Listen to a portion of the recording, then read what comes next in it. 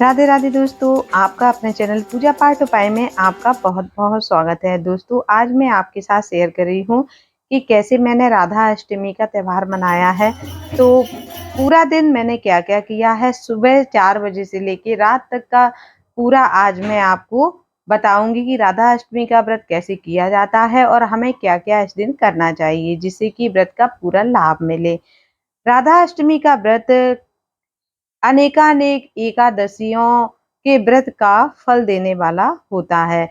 जो लोग जन्माष्टमी का व्रत करते हैं उनको राधाष्टमी का व्रत भी अवश्य करना चाहिए। तो ये सुबह मैं आपको 4 बजे की पूजा दिखा रही हूँ। सुबह 4 बजे मैंने मंगला आरती करी है और ये सुबह ही मैंने राधा रानी का अभिषेक कर दिया था। पंचामृत से मैंने अभिषेक किया है। उसके बाद उनको नए वस्त्र धारण कराए। क्योंकि जन्म दिवस है तो सभी के लिए मैंने नए वस्त्र ही लिए हैं और सभी को नए वस्त्र धारण कराए हैं। और राधा रानी को मैंने श्रृंगार भी समर्पित किया है। ये देखिए, मैं उनके हाथों में और पैरों में नेल पेंट लगा रही हूँ जिससे कि उनके पैर बहुत ही सुंदर लग रहे हैं। आज पूरे साल में राधा जी के चरणों के दर्शन सिर्फ राधा अष्टमी को ही किए जाते हैं और बरसाने में भी आपको राधा अष्टमी के दिन ही राधा रानी के चरणों के दर्शन करने के लिए मिलेंगे। और ये देखिए, मैं जो कुछ श्रृंगार का सामान लाई थी वो मैंने उनको समर्पित किया है। इसके बाद मैं अपने बड़े वाले लड्डू गोपाल जी का अभिषेक कर रही हूँ और उनका भी अभिषेक करके मैंने उनके लिए उनको इत्र समर्पित कर रही हूँ, इत्र लगा रही हूँ। देखिए कितने अच्छे से वो अपना लगवा रहे हैं क्योंकि इनको इत्र तो बहुत ही प्रिय है। इसके बाद इनको भी मैंने नए कपड़े पहना दिए हैं और सिंहासन पर इनको भी विराजमान कर दिया है। तो इस तरीके से ये दोनों लोग तैयार हो गए हैं। अब बारी आती है हमारे छोटे वाले कन्हैया की। तो कन्हैया भी आप देखिए स्नान अपना कर रहे हैं। इनका भी अभी पंचामृत से अभिषेक चल रहा है। इसके बाद सादा पानी से स्नान, यानी लेकिन पानी में मैंने गंगा जल डाल रखा है। आप भी गंगा जल और फूल वगैरह थोड़ा सा जरूर डाल के रखिएगा। इसके बाद इनको भी नए वस्त्र पहना दिए गए हैं। तो अब ये भी तैयार होके अपने झूले में बैठ गई हैं। इनको झूले में बैठना बहुत ही अच्छा लगता है और कहीं और बैठा दो तो ये थोड़ा नाराज हो जाते हैं, तो मैं इन्हें झूले में ही बैठाती हूँ। इसके बाद मैं अपने ठाकुर जी यानी कि सालिक राम जी का अभिषेक करा रही हूँ। सालिक राम जी का अभिषेक पहले मैंने पंचामृत से कराया, उसके बाद वो सादा पानी से कराया। इसके बाद सभी को मैं चंदन समर्पित कर रही हूँ। आप चाहें तो चंदन से स्नान भी करा सकते हैं। कुछ चंदन को पानी में डाल करके स्नान कराया जाता है, अभिषेक किया जाता है, जिसको कि गंधोदक अभिषेक बोलते हैं। इस तरीके से मैंने सभी को तैयार करके सिंहासन पर विराजमान कर लिया है और श्रृंगार राधा रानी को समर्पित कर दिया है। इस दिन आपको श्रृंगार जरूर ही चढ़ाना चाहिए राधा रानी को। इसके बाद आप माला, मुकुट ये सब बना सकते हैं और मैं भी ऐसे ही तैयार कर रही हूँ क्योंकि राधा रानी को और हमारे कन्हैया को श्रृंगार करना और बहुत ही अच्छा लगता है। श्रृंगार करना, बहुत नए नए सामानों को पहनना, इससे ये बड़े खुश रहते हैं।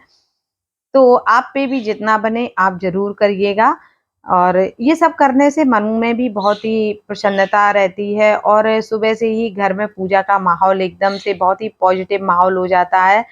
हमारे यहाँ तो सुबह 3 बजे ही सभी लोग उठ गए थे और 4 बजे से हमारे यहाँ पूजा शुरू हो गई।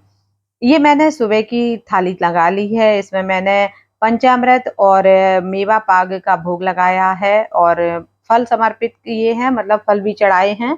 और इनकी पूजा में सबसे महत्वपूर्ण होता है कि तुलसी दल आप जरूर ही समर्पित कीजिएगा और थाली में भी रखिएगा। जो भी भोग लगाएं उनमें भी तुलसी दल जरूर ही रखिएगा। और इस दिन आप तुलसी तोड़िएगा बिल्कुल भी मत।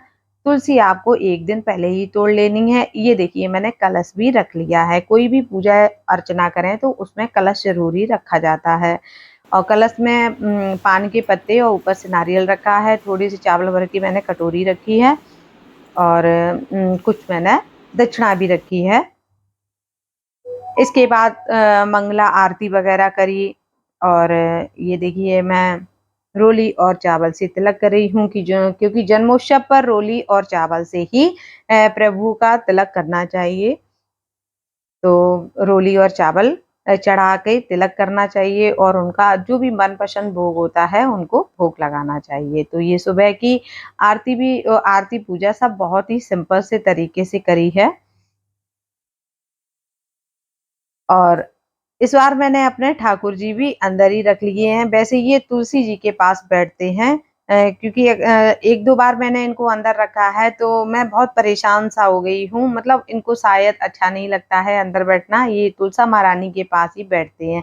यहाँ मैंने इनको अपने जो चांदी की तुलसा जी हैं उनके बगल में बैठाया है। ये मेरे युगल सरकार हैं तो इनका भी मैंने चंदन वो रोली और चावल चढ़ा करके तिलक किया है। गौ माता का भी तिलक किया है। इस प्रकार से सभी का मैंने तिलक कर दिया है। अब आती है भोग आरती की बारी, तो अब इनको भोग समर्पित किया जा रहा है। भोग समर्पित करने के बाद फिर मैं करूँगी आरती। सुबह की मंगला आरती यदि आपको आती है तो करिएगा, और कथा यदि जन्म की आती है तो कथा भी आपको ज़रूर कहनी है, और नहीं आती है तो आपको यूट्यूब वगैरह में मिल जाएगी। अब तो सब कुछ चलता है, उसमें सब मिल जाता है, तो आप अदर चैनल पर जाकर के आरती और वो देख सकते हैं। जो कथा होती है राधा रानी की जन्मोत्सव की, वो आप कर लीजिएगा। तो इस तरीके से मेरी सुबह की पूजा संपन्न हो चुकी है, जो 4 बजे करी जाती है। और अब मैं पूजा के बाद करूँगी भोग की तैयारी। भोग में यानी कि जो भोजन बनाना है उसकी तैयारी करेंगे, क्योंकि राधा रानी का बर्थडे है तो इनके लिए हमें जो इनका फ़ेवरेट भोजन होता है वही बनाना होता है। तो इनका सबसे फ़ेवरेट भोजन होता है ये जो दही अरबी होती है वो। तो मैंने दही अरबी बनाई है और सूखी अरबी बनाई है, यानी ये सब्जियां 2 बनाई हैं, चावल की खीर बनाई है। राधा रानी लक्ष्मी स्वरूपा हैं तो चावल की खीर ज़रूर बनानी चाहिए। थोड़े से मैंने गुलगुले और पूड़ी बनाई हैं। तो ये मैंने भोग उनको लगभग 10 बजे के समय पे ही समर्पित कर दिया था।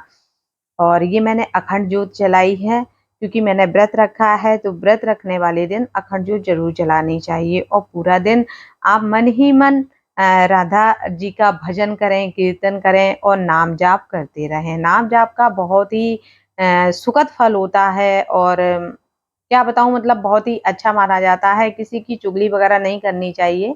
और ये आ गया है दोपहर 12 बजे का भोग। और कल तो मैं पूरा दिन ही तैयारी करती रही, कोई वीडियो वगैरह मैंने बना नहीं पाया है, बस शूट तो थोड़ा बहुत कर लिया था, बहुत ज़्यादा मैं शूट भी नहीं कर पाई हूँ, क्योंकि पूजा वगैरह करें तो फिर इतना ज़्यादा नहीं हो पाता है। तो ये दोपहर 12 बजे का है, तो वो 12 बजे भी मैंने आरती करी थी राधा रानी की और अपने कृष्ण जी की, दोनों की आरती करी थी। भोग समर्पित किया है करीब 15-16 तरीके की भोग मैंने समर्पित किए। इसके बाद मैंने एक छोटा-सा कीर्तन अपने घर में रखा था, तो मैंने कीर्तन कराया। 2-3 घंटे कीर्तन चला, बहुत अच्छा लगा। सभी ने खूब अच्छे-अच्छे, सुंदर-सुंदर भजन गाए। उसके बाद करी हमने लगभग 4 बजे के करीब केक की तैयारी। तो राधा रानी का जन्मोत्सव है तो केक सेलिब्रेशन तो होना ही चाहिए। तो इसके लिए मैंने खोए का केक घर में ही बनाया है, और बहुत आपको मैं बताऊँ, बहुत ही स्वादिष्ट केक भी बना था। बहुत अच्छा लगा, सभी को बहुत अच्छा लगा। तो हमारी श्री जी का भोग लग गया तो उसका तो स्वाद वैसे ही बढ़ना था, तो बहुत अच्छा बना। तो एक छोटी-सी कन्या थी, उससे मैंने केक कटवाया, क्योंकि राधा रानी तो कन्या स्वरूपा ही हैं, तो उन उन उस बिटिया रानी से ही मैंने केक कटवाया। तो इस तरीके से केक भी कट गया राधा रानी का, और जन्म भी मन गया। तो पूरा दिन ऐसे ही हर्षोल्लास के साथ पूरा त्योहार रहा, बहुत अच्छा लगा। इसके बाद हम सभी लोगों ने केक वगैरह बाँटा, सभी को खिलाया, बच्चों को खिलाया, पहले जो कन्याएँ आई थीं उनको खिलाया, उसके बाद फिर सभी को हम लोगों ने प्रसादी वितरण करी। और सभी ने कुछ सभी ने अपना तिलक-विलक करके राधा रानी को भी दक्षिणा वगैरह दी। एक हमारी भाभी जी आई थी, वो वस्त्र लेकर के आई थी, उन्होंने वस्त्र समर्पित किए हैं। और ये हो गई है रात की तैयारी। रात में मैंने माखन और मिश्री का भोग लगाया है, और उसके बाद मैंने रात्रि में दूध वगैरह पिला करके भगवान को सुला दिया था। तो ये था मेरा पूरा ब्लॉग। यदि आपको अच्छा लगा हो तो चैनल को लाइक, शेयर और चैनल को सब्स